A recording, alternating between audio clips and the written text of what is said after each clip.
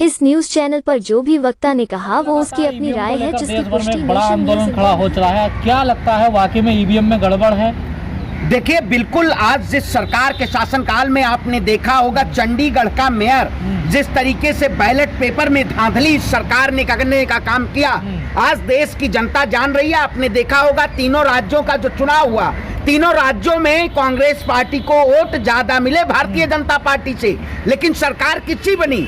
आज देश की जनता सड़क पे है और देश की जनता हक और न्याय और अपने अधिकार की लड़ाई लड़ रही है। इस सरकार के शासनकाल में तमाम ऐसे आपने देखे होंगे जो जनता के द्वारा चुनी हुई सरकारें होती हैं, जो जनता मत के द्वारा सरकारें बनाती हैं, उस सरकार को इस शासनकाल में इस सरकार ने सत्ता का दुरुपयोग करने का काम किया। आज ईवीएम का मुद्दा पूरे देश में लोग सड़क पे उतरे हैं क्योंकि इस देश में अब बैलेट पेपर से चुनाव होना चाहिए। ये सरकार सब में धांधली करके आई है। ऐसे सरकार जो तमाम ऐसे मुद्दे हैं, चाहे देश में किसानों की बात हो, चाहे नौजवानों की बात हो, चाहे सत्ता के खरीद फरोख्त की बात हो, सभी सरकार ने अपने जुल्म के तमाम उन इंतहा को पार करने का काम किया है। देश की जनता आज खड़ी है और इनको मुखर होकर आवाज बुलंद कर रही है कि ईवीएम हटाओ और लोकतंत्र बचाओ। लोकतंत्र पे कहीं ना कहीं सरकार ने हथौड़ा चलाने का काम किया है और हम इस लड़ाई को लड़ेंगे। और इस देश से 2024 का जो चुनाव है वो मुद्दा यही है कि बैलेट पेपर पे चुनाव होना चाहिए। बैलेट पेपर पे चुनाव होगा तो कहीं ना कहीं इस देश में एक सच्ची और लोकतांत्रिक सरकार आएगी, नहीं तो ये ईवीएम के घोटाले के जरिए इस देश की सत्ता पे दोबारा ये काबिज होना चाहेंगे। तमाम ऐसे षड्यंत्रों के जरिए ये सरकार, चाहे आज आपने देखा होगा इस सरकार ने जैसे आप चुनाव लड़ने जाते हैं कहीं ना कहीं सीबीआई, ईडी ऐसे तमाम तंत्रों के जरिए आपको डराया और धमकाया जाता है। आज इंडिया अलायंस पूर्ण रूप से इस देश में विपक्ष के रूप में सरकार से सवाल पूछने का काम कर रही है और ईवीएम बंद होने की लड़ाई भी लड़ रही है कि इस देश में ईवीएम बंद हो। जैसा आपने कहा अभी चंडीगढ़ तो बैलेट पेपर से चुनाव हुए, वहाँ पर जब बैलेट पेपर में गड़बड़ हो सकती है तो फिर ईवीएम तो क्या? देखिए, बिल्कुल वही कह रहे हैं। बैलेट इस देश में इलेक्शन कमीशन को संज्ञान लेना होगा, लेकिन कहीं ना कहीं सरकारी जो तंत्र हैं वो सब भारतीय जनता पार्टी के अधीनस्थ हैं। आज मुद्दा है, आप बताइए, जिस देश का किसान सड़कों पे हो, जिस देश का शासक गद्दी पे बैठा हो और उस शासक के शासनकाल में उनके ऊपर कील तंत्रों का कहीं ना कहीं पूरा जोर लगा दिया। आपने देखा होगा इसी सरकार के शासनकाल में देश के किसानों के ऊपर लाठियां बरसाने का काम किया गया, देश के किसानों के ऊपर कील कहीं ना कहीं ठोकने का काम किया गया। आज लड़ाई हमारे हक की है और तो बैलेट से भी हो रही है। देखिए, मैं फिर कहता हूँ ये सरकार जुल्म और तानाशाह की, ये सरकार उस चरम पे पहुंचेगी, उस बेईमानी के चरम पे पहुंच चुकी है। लेकिन आज हम मांग क्यों कर रहे हैं? अगर जितनी जांच एजेंसियां हैं उनका अगर सरकार दुरुपयोग ना करे तो आज कहीं ना कहीं सत्ता से बाहर ईवीएम बैन होना चाहिए। बैलेट पेपर में धांधली हुई, लेकिन इस देश में अगर जनता है तो जनता के द्वारा पता होगा कि कितने वोट मिले हैं, लेकिन आज पता ही नहीं रहता है कि ईवीएम में जितने वोट पड़े उससे ज्यादा बीवीटी की पर्चियां निकल जाती हैं। बीवीटी की पर्चियां के तहत धांधलेबाजी कर दी जाती, तो ये धांधलेबाजी वाली सरकार है। आज लड़ाई हमारी जारी है और हम इस लड़ाई को लड़ेंगे और इस देश में एक लोकतांत्रिक ढंग से चुनाव होना चाहिए। मैं ईवीएम कहीं ना इलेक्शन कमीशन के दरख्वास्त करता हूं और सुप्रीम कोर्ट भी इसमें संज्ञान ले ताकि इस देश में निष्पक्ष चुनाव हो सके और जनता के हित की बात हो सके। जब देश में इतना बड़ा आंदोलन ईवीएम के खिलाफ चल रहा है तो चुनाव आयोग क्यों नहीं कर रहा है बैलेट पेपर से चुनाव? देखिए, मैं फिर कहता हूं, आज देखा होगा आपने जिस तरीके से हिमाचल प्रदेश में आपने देखा होगा खरीद फरोख्त के जरिए इस सरकार ने अपने राज्यसभा सांसद बनाने का काम किया। आपके लोग उत्तर प्रदेश भी देखा होगा। ये सरकार डराना और धमकाना चाहती है। आज तमाम वो युवा सड़कों पे है, अपना हक और अधिकार मांग रहा है, लेकिन मजाल है देश के प्रधानमंत्री देश के युवाओं के हित की बात कर दे, देश में किसानों के हित की बात कर दे, देश में महिलाओं के हित की बात कर दे।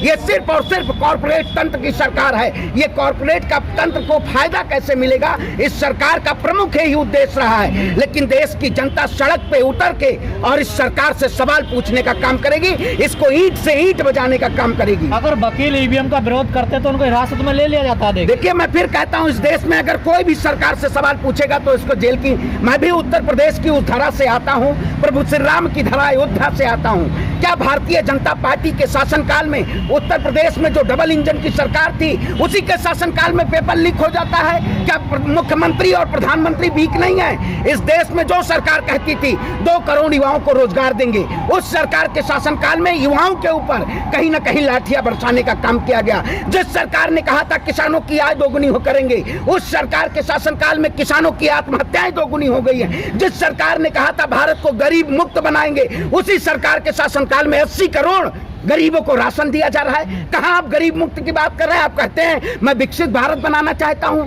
ये विकसित भारत नहीं बनाना चाहते, ये भारत को विनाश की तरफ ले जाना चाहते हैं। ये विनाशकारी सरकार है। ये तमाम ऐसे षड्यंत्रों और हथकंडों के जरिए अपनी सत्ता पे काबिज होना चाहती है। लेकिन इस देश में जब क्रांतियां आती हैं, आपने देखा होगा जो लोग 75 वर्ष का अमृत महोत्सव मना रहे थे, उसी के शासनकाल में अमृत महोत्सव में आज देश भुखमरी की नंबर 1 स्टेज पे पहुंच चुका है। 400 पार का नारा दे रहे हैं ना ये तो। 400 पार कौन सी चिप लगा रखी है मोदी जी ने? हैं देश की जनता के द्वारा सरकारें होती हैं या चिप तंत्र के द्वारा? कौन सी ऐसी है? 400 पार का आंकड़ा क्या देश की जनता कितनी सड़कों पे है? देश की जनता इस सरकार की नीतियों के खिलाफ है।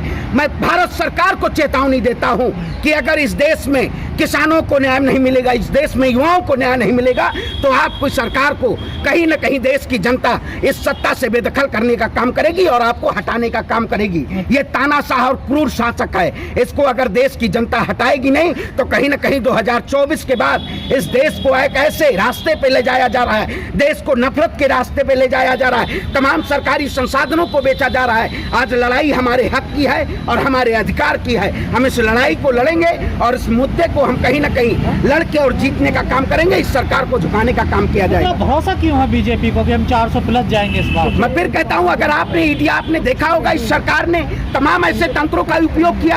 आपने किसी भी चुनाव में देखा होगा, मध्य प्रदेश में आपने देखा होगा, राजस्थान में देखा होगा, ये सरकार खरीद फरोख्त करके सत्ता में आना चाहती है। ये सरकार धांधलेबाजी करके सत्ता में आना चाहती है। आपने देखा होगा जब चुनाव आ जाता है तब ईवीएम पता नहीं इधर से उधर कहां जाने लगता है, ईवीएम अपने आप चलने लगता है, क्योंकि प्रधानमंत्री को सत्ता का मोह है, देश की जनता का मोह नहीं है। हम ईवीएम के खिलाफ सड़कों पे उतरे हुए हैं और हम इस लड़ाई को लड़ेंगे। आज देश की जनता तमाम उन मुद्दों को लेकर सड़क पे लग रही है और भारतीय जनता पार्टी को मुंहतोड़ जवाब देने का काम कर रही है। और चुनाव आयोग तो कह रहा कोई ईवीएम में गड़बड़ी नहीं हो सकती है। मैं कहता हूं, आपने देखा होगा आज नीति आयोग हो, योजना आयोग हो, तमाम ऐसे आज आपको अगर खबर पढ़ी होगी, नीति आयोग ने जिस तरीके से जारी किया है कि भारत में गरीबी खत्म हो गई है। अरे आप चले जाइए सड़कों पे, आज पूर्ण रूप से सारे जो संवैधानिक पद हैं उस पे कौन बैठा हुआ है? उस पे भारतीय जनता पार्टी के या भारतीय जनता पार्टी समर्थित लोग बैठे हुए हैं। तो वो तो यही कहेंगे ना कि इस देश में जैसे चल रहा है बहुत बढ़िया देश चल रहा है। तो अरे देश आयोग दबाव में है क्या? बिल्कुल दबाव में। इस देश में भारतीय जनता पार्टी तमाम उन सरकारी पदों को और तमाम संस्थाओं को डरा के और धमका के रखा है कि आपके पीछे ईडी और सीबीआई लग जाएगा। आज इस देश में जरूरत है न्याय की, और न्याय की आवाज कौन बुलंद कर रहा है? इस देश में कांग्रेस पार्टी बुलंद कर रही है। कांग्रेस पार्टी सड़क पे चल रही है और सड़क के जरिए इस देश की सरकार को, इस देश की हुकूमत को चेतावनी देने का काम कर रही है। हम डरे नहीं, हम उस वक्त गांधी के दौर में भी नहीं डरे अंग्रेजों से, और आज हम इन काले चोरों से नहीं डरेंगे। इस लड़ाई को लड़ेंगे और जीतेंगे। इस देश में तमाम ऐसे मुद्दे हैं, लेकिन उन मुद्दों को दबाया जा रहा है। हम उन मुद्दों को बताने का काम कर रहे हैं। उन मुद्दों के जरिए हम इस देश की सत्ता से सवाल पूछने का काम कर रहे हैं। दिल्ली में आंदोलन नहीं हो रहे, धारा 144 लगी हुई है, किसी को कोई परमिशन नहीं है। मैं देखिए, मैंने तो आज अभी खबर पढ़ी, अभी देखा मैंने, जो किसान हैं, किसानों को पेट्रोल पंप पे सिर्फ और सिर्फ 10 लीटर डीजल देने का प्रावधान कर दिया गया है कि केवल किसानों को 10 लीटर डीजल मिलेगा। आप चले जाइए गाजीपुर बॉर्डर, आप चले जाइए सिंघू बॉर्डर, चारों बॉर्डरों पे इन्होंने कहीं न कहीं बैरिकेटिंग और बुलडोजर खड़ा करने का काम किया है। अगर वो भारत के किसान नहीं है क्या? वो पाकिस्तान से किसान आ रहे हैं? ये सरकार क्रूर सरकार है, कायर प्रधानमंत्री है। जिस देश का प्रधानमंत्री राजा झूठा और पाखंडी हो जाए, उस देश का सत्यानाश हो जाता है। इन्होंने देश का सत्यानाश करने का काम किया है। हम लड़ेंगे, हम कितना भी हो जाए। हम भगत सिंह के गारंटी चल रही है हमारी। अरे भैया, कौन सी गारंटी है? जुमले का नाम आप गारंटी बना दीजिए तो क्या किया जाए? प्रधानमंत्री ने जुमले का नाम गारंटी बनाने का काम किया है। कौन सी गारंटी है? इन्होंने क्या गारंटी? 15 लाख आए आपके खाते में। 100 स्मार्ट सिटी बनी इस देश में, युवाओं को रोजगार मिला, महिलाओं को सम्मान मिला।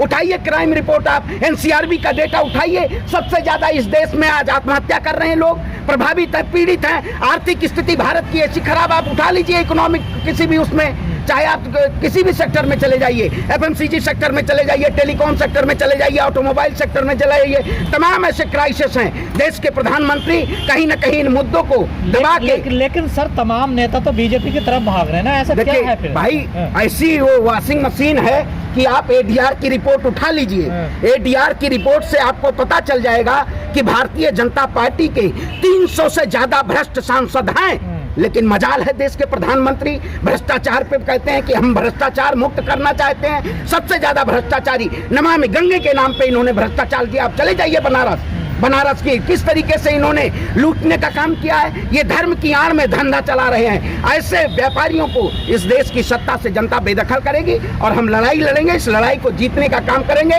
तूफानों से आंख मिलाओ, सैलाबों पर वार करो, मल्लाहों का चक्कर छोड़ो, तैर के नैया पार करो। इस लड़ाई को हम लड़ के और जीतने का काम करेंगे। इस देश को बचाने का काम करेंगे, क्योंकि भारत की इस मिट्टी में तमाम उस युवा क्रांतिकारी का और हमारे जो क्रांतिकारी शहीद हैं उनका खून है। इस मिट्टी में हम उस आदमी वैसे हैं कि हम इस लड़ाई को लड़के और जीतने का काम करेंगे। धन्यवाद।